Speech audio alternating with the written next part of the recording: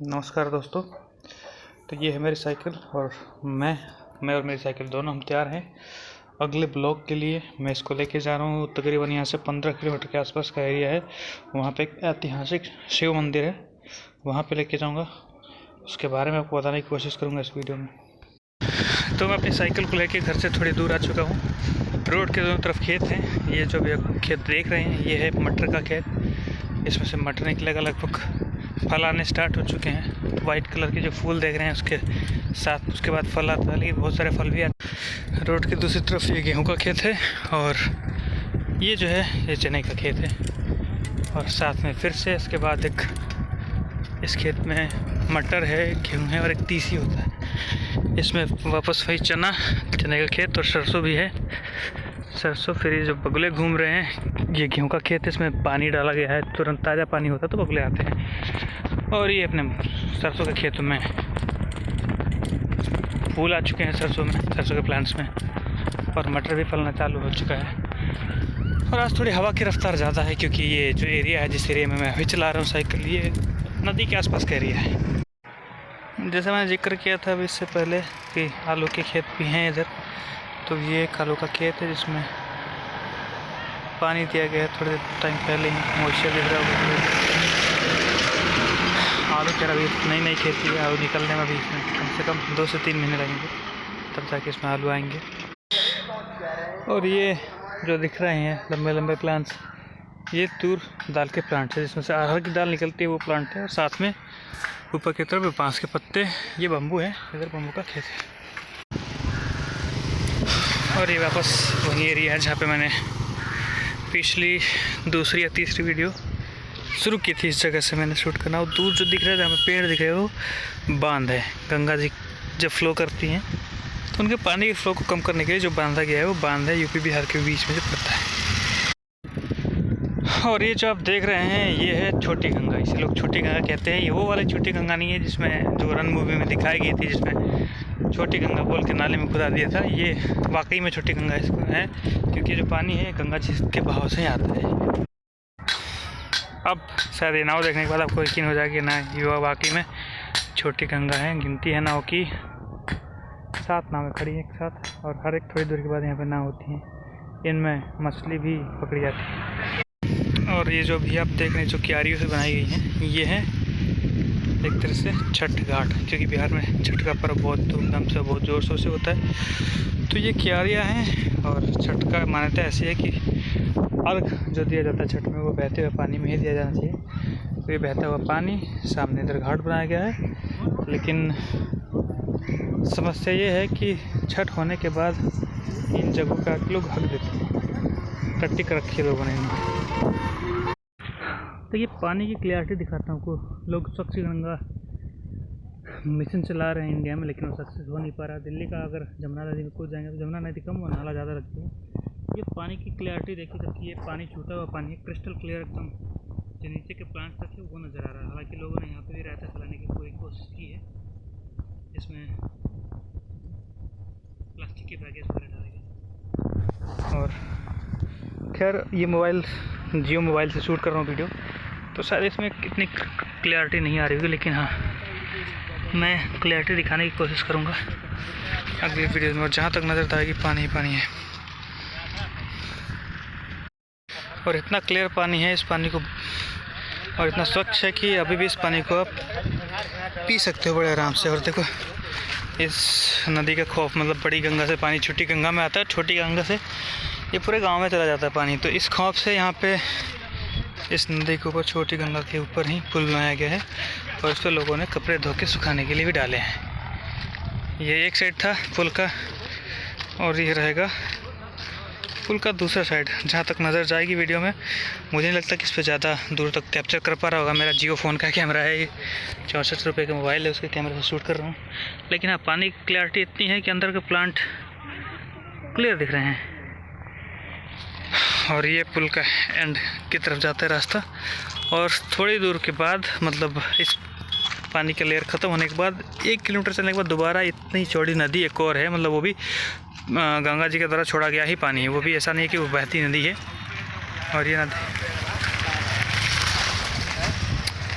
और ये नदी के बीचों बीच एक नाव लेके कोई जा रहा है दूसरी तरफ। एक बार दोबारा से पानी क्लियरिटी दिखाने की कोशिश करता हूँ आपको, लेकिन क्लियरिटी तो इसमें भी नहीं आएगी क्योंकि ये जो पानी है एक तो थोड़ा सा गंदा है क्योंकि लोग इसमें अपनी गाड़ियाँ धो रहे हैं और कपड़े भी धोए जा रहे हैं। और ये रहा हमारे जो एरिया है, ये हिंदू बहुल इलाका है जहाँ पे हिंदू मान्यताएं बहुत फॉलो की जाती हैं। तो ऐसा मानना है कि मूर्ति फूल वगैरह को एक टाइम के बाद गंगा जी में विसर्जित किया जाता है, उससे पुण्य मिलता है।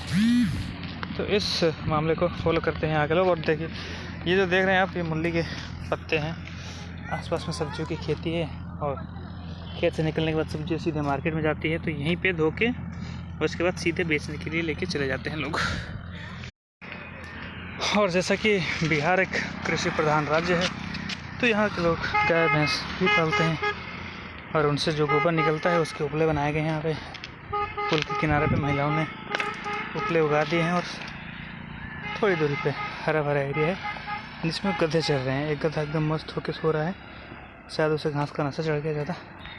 तो यहाँ पे यूपी और बिहार की इतनी नज़दीकी और इतने पास में है कि 100 मीटर पहले मुझे, अभी मैं बिहार के एरिया में चल रहा हूँ, 100 मीटर पहले मुझे नोटिफिकेशन आ गया था रोमिंग का, वेलकम टू जियो बिहार, और उसके पहले आया था वेलकम टू जियो यूपी करके। तो सामने इस नदी के पार थोड़े 2-4 किलोमीटर जाने के बाद यूपी स्टार्ट हो जाता है। तो जैसे ही यूपी के नेटवर्क पे मेरा फ़ोन लैंड हुआ था तो वेलकम टू यूपी लिख के आ गया था। फिर जैसे ही इधर बिहार का नेटवर्क आया तो वेलकम टू जियो बिहार झारखंड का मैसेज आ गया।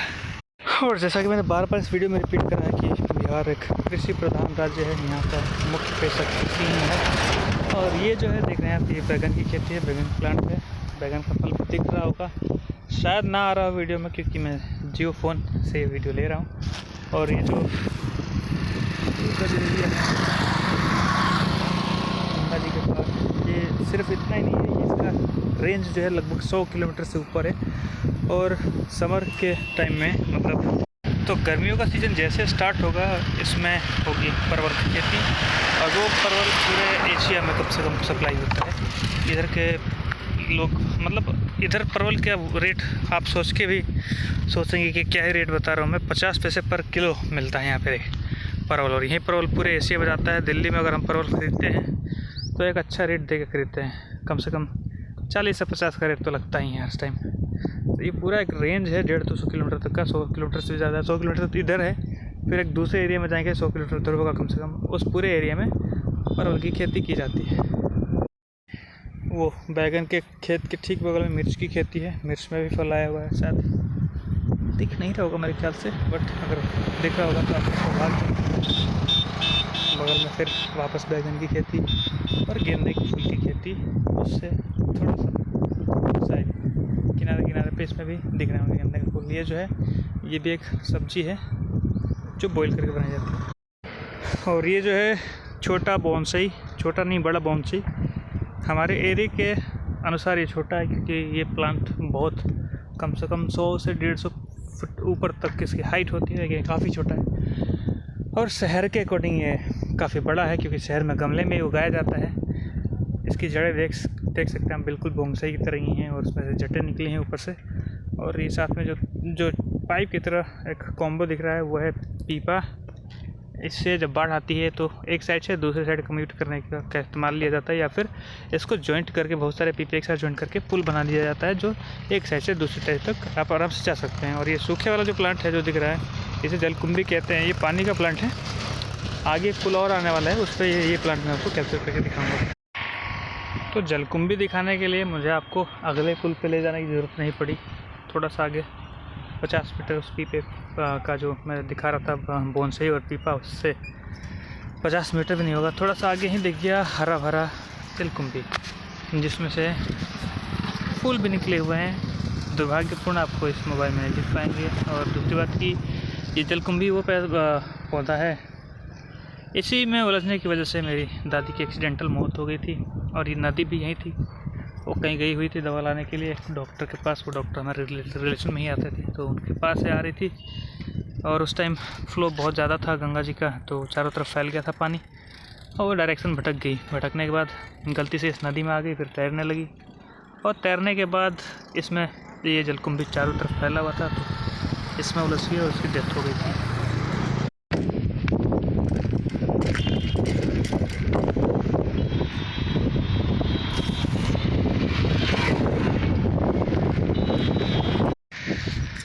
और ये जो पेड़ देख रहे हैं आप, ये एक ऐसा पेड़ है जो बिना बोए जम जाता है, बिना खेती के जम जाता है। और एक इमारती लकड़ी है। ये वही पेड़ है जिसका नाम अपने अक्सर डाबर टूथपेस्ट के एडवर्टीजमेंट में सुना होगा। बबूल नाम इसका। दांतों के लिए काफ़ी फ़ायदेमंद होती है इसकी। दातुन के से लगभग पायरिया का रोग होता है दांतों में। वो रोग होने के बाद दांतों में ब्लीडिंग होने लगती है, कुछ खाते टाइम, कुछ ब्रश करते टाइम, तो इसके दातुन से वो सही हो जाता है।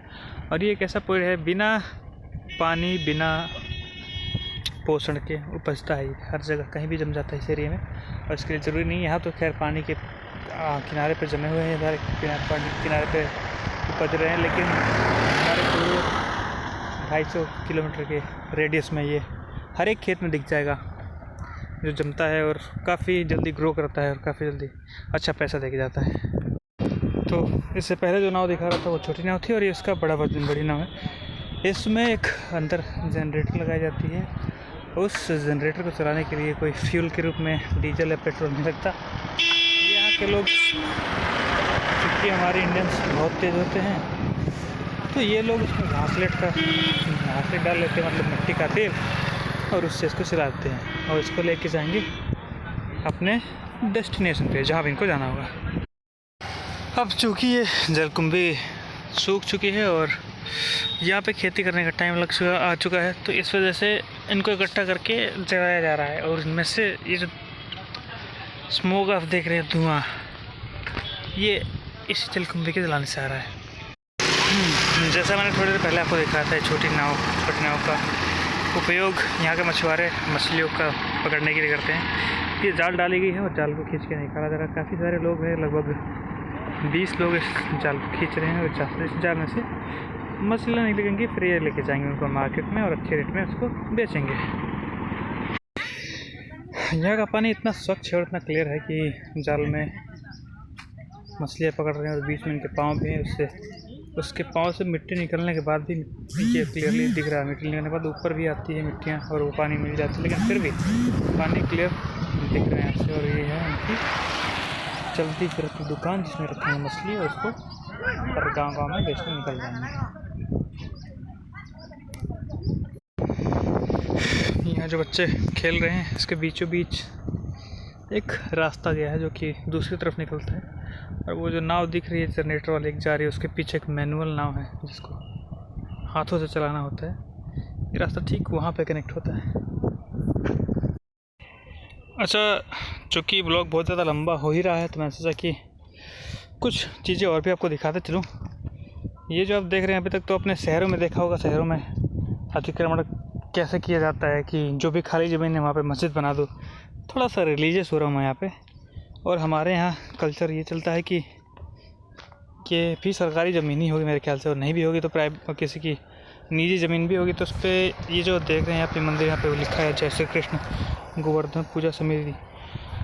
तो ये गोवर्धन पूजा होती है दीपावली के एक दिन बाद, और उसमें की जाती है तलवारबाजी भी। और ये गोवर्धन पूजा हमारे राधे कृष्ण के लिए की जाती है, भगवान जी कृष्ण की पूजा की जाती है यहाँ पे। आप देख सकते हैं यहाँ पे गाय की बच्चियाँ दूध पीती हैं, तो दर्शाने की कोशिश की गई है। और ये हमारे यहाँ हर एक थोड़ी दूर पे ये वाला मंदिर ऐसा दिख जाएगा आपको। और ये जो कल्चर दिखा रहा हूँ आपको मैं, ये ऐसा नहीं कि गंगा जी के उस तरफ का यानी कि यूपी और गंगा जी के इस तरफ का यानी कि बिहार का कल्चर है। ये जो है पूरे पूर्वांचल का है। पूर्वांचल में आप बनारसी इलाहाबाद तक ले सकते हैं, लेकिन इलाहाबाद में मैंने काफ़ी टाइम 6-7 साल बिताया है, तो इलाहाबाद में ऐसा, या तो इलाहाबाद के मैं आसपास के इलाकों में नहीं गया, गांव देहात के एरिया में तो नहीं देखा होगा, लेकिन प्रॉपर जो इलाहाबाद में है वहाँ नहीं। वहाँ हनुमान जी का ज़्यादा पूजा पाठ किया जाता है। और ये जो है इधर जो एरिया में बता रहा हूँ, ये चीज़ें बहुत फॉलो होती हैं। ये मंदिर आपको हर जगह दिख जाएगा, थोड़ी दूरी पर हर रास्ते पर दिख जाएगा। श्री कृष्ण भगवान की छोटा सा मंदिर है। अच्छा, जब भगवान की बात कर ही रहे हैं तो हमारे शिव जी का हार शिव जी के हाथ थे जो यहाँ पे आराम कर रहे थे धूप में, पानी से निकल के धूप ले रहे थे थोड़ा। वो उन्होंने जैसे ही मुझे देखा कि आ रहा है वो निकल लिए। आप समझ गए होंगे मैं किसकी बात कर रहा हूँ, अगर नहीं समझे तो मैं बता देता हूँ। मैं सर्प देवता की बात कर रहा हूँ, नाग देवता, शाप। हमारा धर्म इतना प्यारा है जिसमें हर एक चीज़ों की पूजा की जाती है, यहाँ तक सांप की, गाय की। इतने काइंड रिलीजन से हम बिलोंग करते हैं। तो अभी तक जो मैं आपको नदी दिखा रहा था, वो नदी जिस रास्ते में मैं जा रहा हूँ उसका रास्ता बदल जाता है थोड़ा आगे चलने के बाद, और ये फिर उसके थोड़ा आगे चलने के बाद ये नहर है। नहर में भी लड़के मछली पकड़ रहे हैं, तो देख रहे हैं। और नहर का भी पानी उतना क्रिस्टल क्लियर है, लगभग इस नहर से 100 मीटर नहीं, सॉरी 100 फीट, 100-150 फीट ऊपर मैं खड़ा हूँ। पर ये पुल है 100 फीट का, और यहाँ से भी एकदम क्लियर दिख रहा है नीचे तक का नज़ारा। और ये जो देख रहे हैं, यहाँ पे एक फील्ड हुआ करता था जहाँ पे क्रिकेट वगैरह खेलते थे, तो अब उस फील्ड को बांस के खेतों में तब्दील कर देंगे, यहाँ पे बम्बू की खेती कर देंगे। हाँ, ये जो आप देख रहे हैं ये एक एक्सप्रेसवे है जो अंडर कंस्ट्रक्शन है, अभी बन रहा है। और एक्सप्रेसवे के साथ में शायद ये 25,000 वोल्ट का पावर ग्रिड है जो गया है इधर से। अभी ये एक्सप्रेसवे वाला एरिया ही अंडर कंस्ट्रक्शन है, और ये एक्सप्रेसवे बनारस और पटना को सीधे कनेक्ट करेगा। एक तरफ पटना, दूसरी तरफ बनारस, बीच में बक्सर आ रहा है, ये सब हैं। सो अब मैं अपने डेस्टिनेशन पे पहुंच गया हूँ, बाबा परमेश्वर नाथ की नगरी में। इस जगह का नाम ब्रह्मपुर है, और ब्रह्मपुर इसलिए है, और ब्रह्मपुर इसलिए बोल रहा हूँ कि एक बहुत ही ऐतिहासिक यहाँ पर मंदिर है शिव जी का। दोस्तों ये है वो मंदिर ऐतिहासिक की बात करो। इसका गेट, दूसरा गेट थोड़ा सा आगे है। ये वो मंदिर का तालाब है जहाँ पे लोग स्नान करते हैं। हालांकि इसका पानी उतना स्वच्छ नहीं है जितना मैं आपको दिखा रहा था इससे पहले। नदी का पानी उतना स्वच्छ है। तो ये इसमें फूल और मालाएं लगाने से करेंगे, साथ में फूलों की दुकान, मिठाई, ये सजावट की दुकानें हैं। मंदिर में बाहर से दिखाता हूँ क्योंकि काफ़ी भीड़ है, भीड़ होती भी है विजुअल। तो उस मंदिर के अंदर तो मैं वैसे भी प्रवेश नहीं कर पाऊँगा, और करना भी नहीं चाहिए क्योंकि मैंने नहाया भी नहीं है। इसकी कहानी ये है कि एक बार जब बाबर अकबर के ज़माने में किसी मुस्लिम शासक ने सारे मंदिर तुड़वाने का प्रण लिया था और तुड़वा रहा था, वो मंदिर तुड़वाते हुए यहाँ पे भी आया था। ये इसका मंदिर का चबूतरा है जहाँ लोग बैठ कर आराम कर रहे हैं। मंदिर अंदर है, शिवलिंग है इसमें। तो जब यहाँ आया वो शासक, तो उससे लोगों ने रिक्वेस्ट करा कि नहीं ये मंदिर तोड़ो मत। बहुत रिक्वेस्ट करने के बाद यहाँ पांडे लोग, पांडा कहते हैं पुजारी, जो उन्होंने रिक्वेस्ट करा तो उसने बोला कि ठीक है मैं ये मंदिर एक साथ तो नहीं तोड़ूँगा, अगर हमारे भगवान में इतनी शक्ति है कि वो शिवलिंग जिस दिशा में है उसके विपरीत दिशा में घूमने का उन्होंने चैलेंज कर रखी। इतनी शक्ति है कि पूरी रात में वो शिवलिंग जिस दिशा में है उसकी उल्टी दिशा में हो जाएगा तो हम लोग मंदिर छोड़ के चले जाएंगे। पांडा लोगों ने कहा कि हाँ ठीक है, आप हमें पूरी रात का टाइम दे दो, ये हो जाएगा। और वो पूरी रात का उसने टाइम दिया, और मध्य रात्रि में शिवलिंग अपनी दिशा बदल ली थी, जिसके बाद से काफ़ी फेमस हो गया था। और ये जो तालाब देख रहे हैं इसकी गहराई बहुत है, मतलब इसमें एक स्कॉर्पियो गाड़ी जो है वो तक डूब चुकी थी एक बार, मतलब पूरी एक फैमिली मर गई। उसके बाद जो दीवार देख रहे हैं उसके बाद ही ये दीवार दी गई।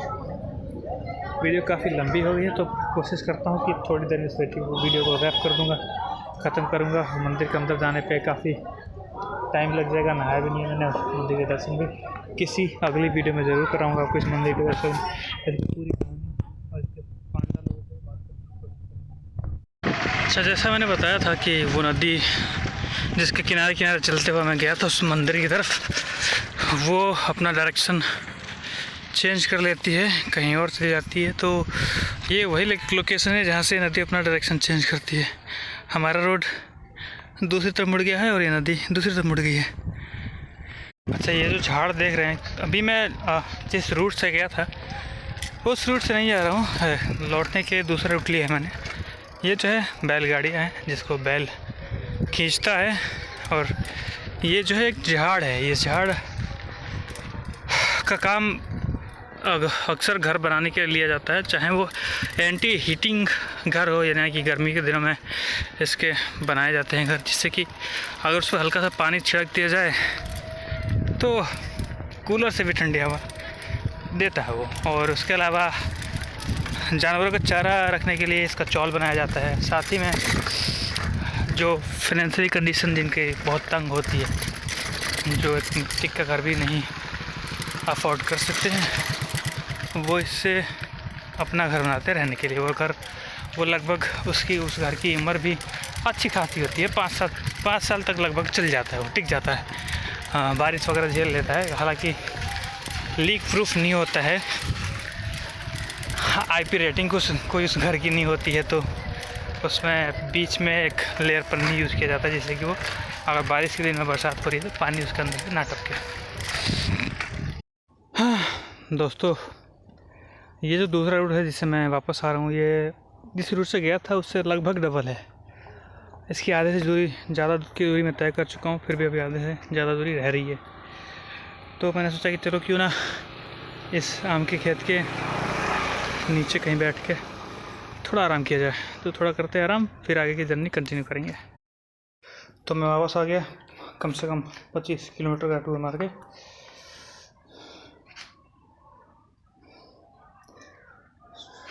तो यहाँ तक थी आज की वीडियो। कल की वीडियो में कुछ नया ब्लॉग कहीं और, किसी और मंदिर, किसी और नदी के किनारे आसपास ले चलूँगा आपको। वीडियो लाइक कर दीजिएगा, दोस्तों के साथ शेयर कीजिएगा, और चैनल पर अगर नए हैं तो सब्सक्राइब जरूर कर लीजिएगा।